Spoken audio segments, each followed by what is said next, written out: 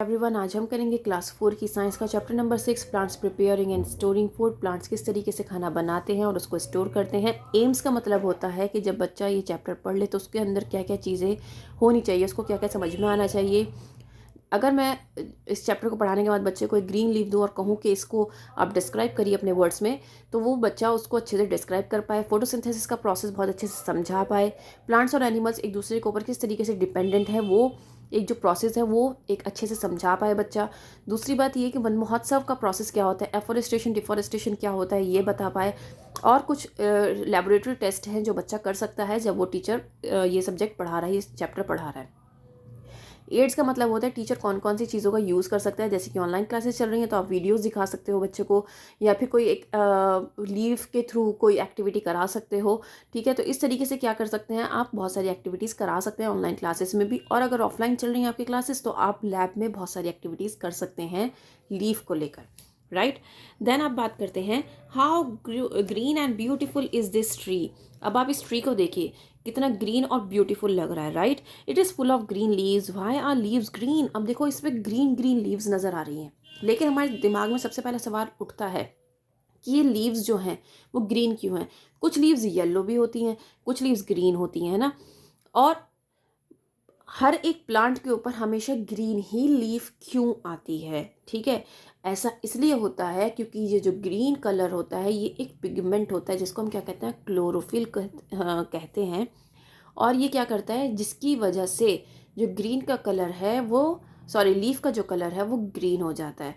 Chlorophyll जो है वो लीफ के अंदर प्रेजेंट होता है, जो कि एक पिगमेंट होता है जिसकी वजह से जो लीफ का कलर है वो ग्रीन होता है, ठीक है। इसी ग्रीन की कलर की वजह से क्या होता है, जो खाना की प्रक्रिया होती है, जो प्रिपेयर होता है फूड, वो लीव्स के अंदर ही होता है। इसीलिए लीव्स को फूड फैक्ट्री भी कहा जाता है, ठीक है। फूड फैक्ट्री ऑफ प्लांट अगर पूछा जाए कौन है तो लीव्स हैं, क्योंकि लीव्स क्या करती हैं आपके लिए, जो प्लांट होता है प्लांट के लिए क्या करती हैं, खाना बनाती हैं, ठीक है। Green leaves need air water and sunlight to prepare food.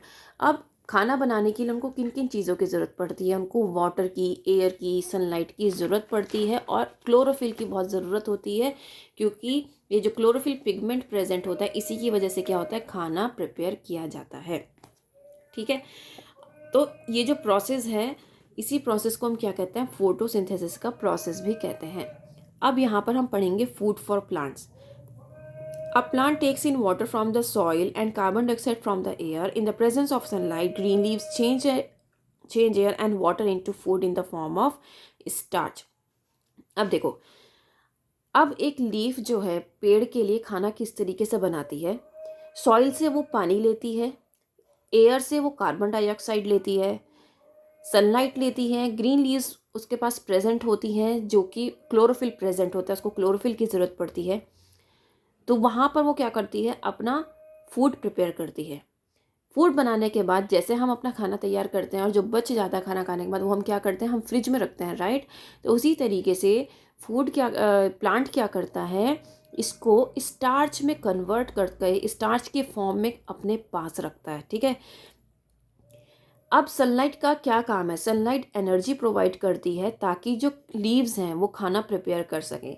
तो इसका मतलब ये है कि खाना प्रिपेयर करने के लिए लीव्स का एक बहुत ही इम्पॉर्टेंट रोल है। क्यों है, क्योंकि लीव्स के पास क्या है, क्लोरोफिल प्रेजेंट है। वाटर, कार्बन डाइऑक्साइड, क्लोरोफिल और सनलाइट की प्रेजेंस में ही लीव्स जो हैं खाना तैयार करती हैं। और किस फॉर्म में अपने पास स्टोर करके रखती हैं, स्टार्च की फॉर्म में अपने पास स्टोर करके रखती हैं। तो इसी प्रोसेस को हम क्या कहते हैं, फोटोसिंथेसिस कहते हैं। फोटो का मतलब होता है लाइट और सिंथेसिस का मतलब होता है कि सारी चीज़ों को एक साथ रखना, ठीक है।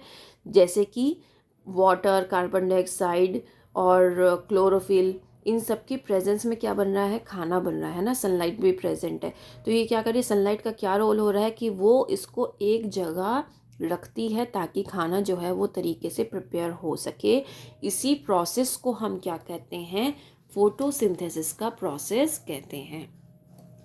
नाउ बात करते हैं parts of a leaf. Take a peepal leaf, observe the lower surface of the leaf. अब क्या करना है आपको, एक आप पीपल लीफ लो और उसको ऑब्जर्व करो।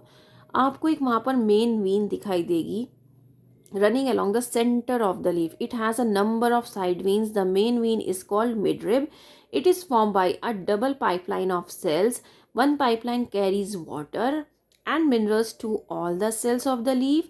The other carries prepared food for the green cells to the other parts of the plant.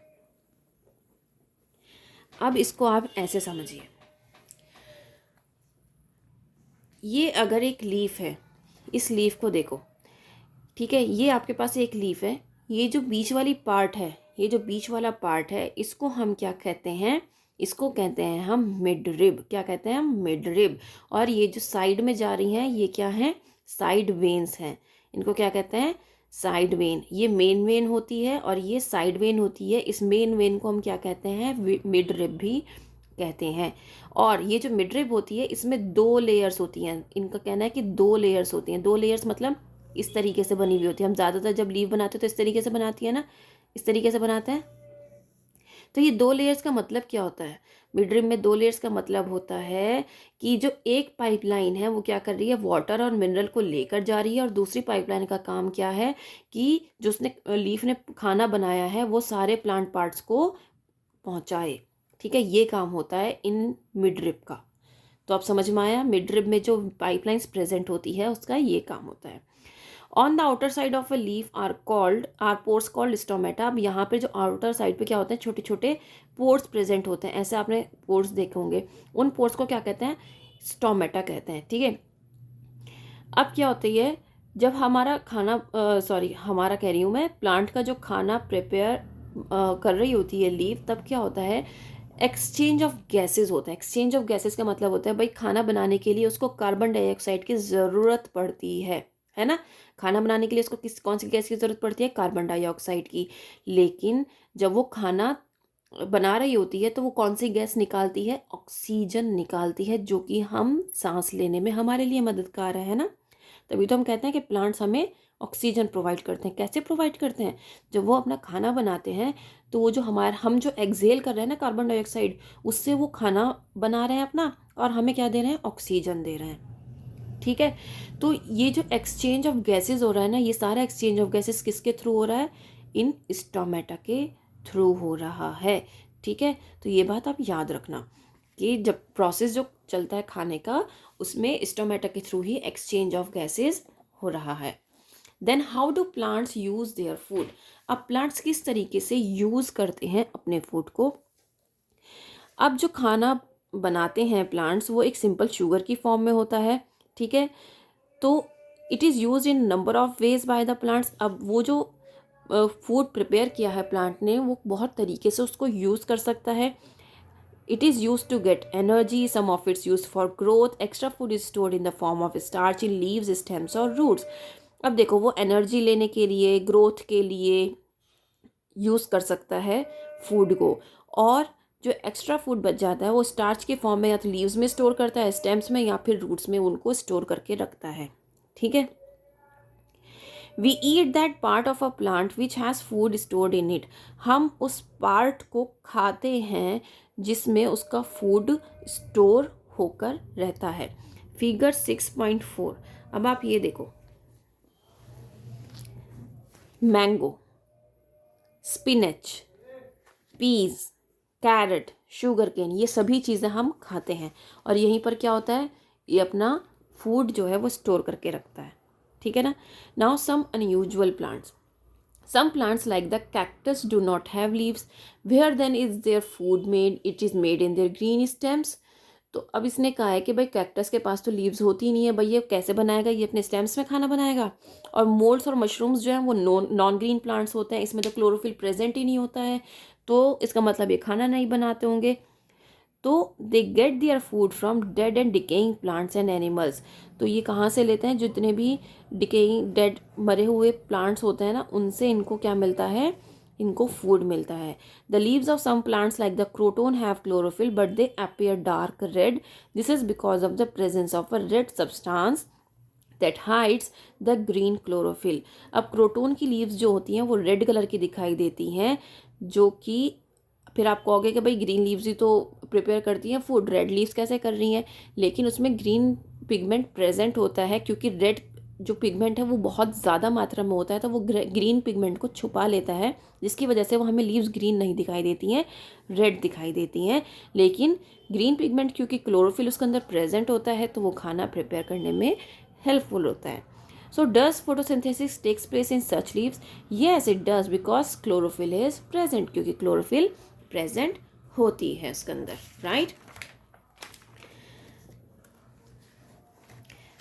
तो यहाँ पर बहुत सारे एक्सपेरिमेंट्स हैं जिनको आप लैब में कराया जाता है कि किस तरीके से अगर हम लीफ को देखें कि लीफ में क्लोरोफिल प्रेजेंट है, स्टार्च प्रेजेंट है, तो ये बहुत सारे तरीके हैं जिससे आप देख सकते हो कि किस तरीके से फोटोसिंथेसिस का प्रोसेस होता है, क्लोरोफिल की ज़रूरत क्यों पड़ती है, कैसे पड़ती है, वो सब इसमें बताया गया है। देन हम पढ़ेंगे energy flow in living things. Energy का फ्लो किस तरीके से होता है लिविंग थिंग्स में।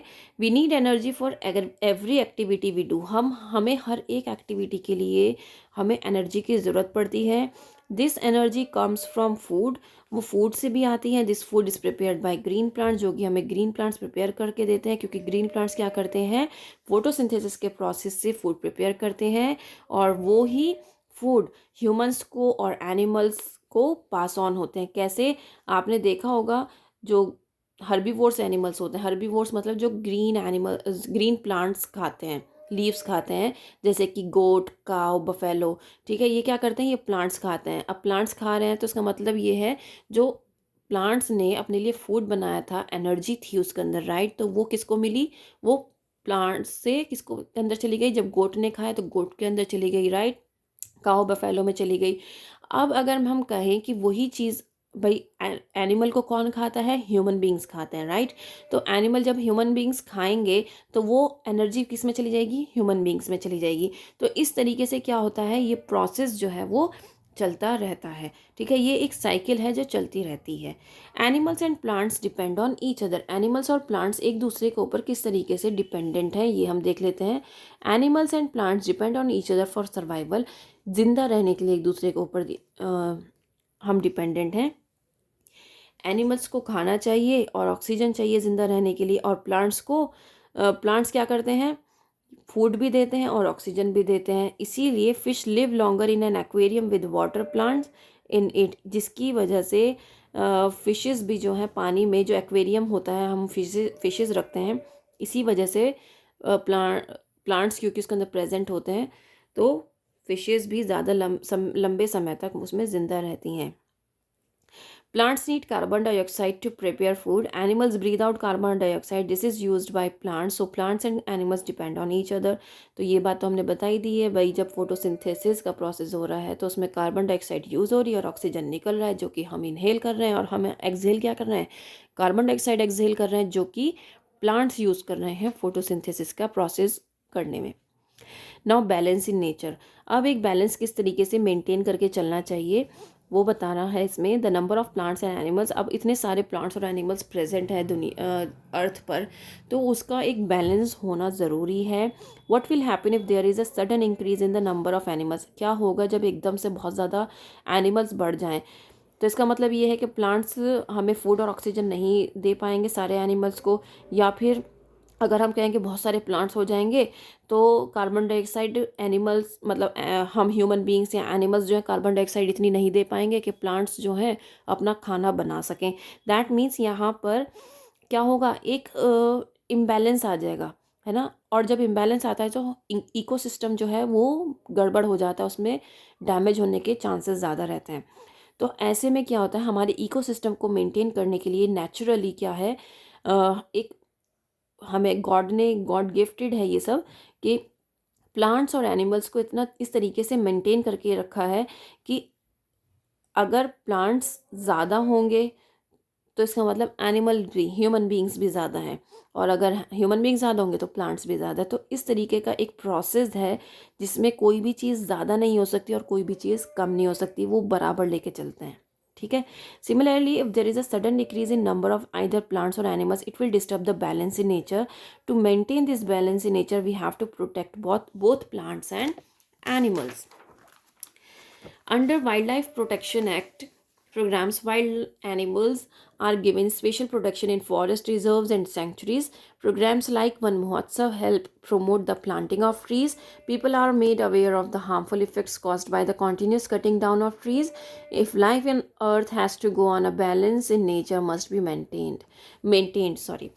That means कि अगर हम चाहते हैं कि एक मेंटेनेंस बना रहे नेचर में एक मेंटेनेंस बना रहे, बैलेंस बना रहे, तो उसके लिए क्या ज़रूरी है कि हम एनिमल्स और प्लांट्स दोनों को प्रोटेक्ट करें। इसीलिए वन महोत्सव का एक प्रोग्राम है जो चलाया जा रहा है, जिसमें क्या होता है, हर साल प्लांटेशन होता है ट्रीज़ का। और इसी तरीके से वाइल्ड लाइफ को प्रोटेक्ट करने के लिए बहुत सारी बर्ड सेंचुरीज़ और एनिमल सेंचुरीज़ खोली गई हैं, जिसकी वजह से एनिमल्स को भी बचाया जा रहा है। तो इस तरीके से हम प्लांट्स और एनिमल्स को बचा सकते हैं। एफोरेस्टेशन का मतलब भी यही होता है कि जब आप ज़्यादा से ज़्यादा ट्रीज़ लगाते हैं, जब आप ट्रीज़ लगाते हैं तो उसको हम कहते हैं एफोरेस्टेशन। और अगर आप ट्रीज़ की कटिंग कर रहे हैं, that is known as deforestation. ठीक है, तो ये जो टर्म्स हैं इनको आप याद रखिएगा। वन महोत्सव एक प्रोग्राम है जो गवर्नमेंट चलाती है, और हर साल हमें प्लांटेशन करनी होती है। उस टाइम पे गवर्नमेंट की तरफ से होता है ये। ठीक है, तो इस तरीके से आपका ये जो चैप्टर है ये कंप्लीट हो जाता है। उम्मीद करती हूँ आपको अच्छे से समझ में आया होगा। अगर समझ में आया तो लाइक शेयर ज़रूर करिएगा। That's all for now, thank you.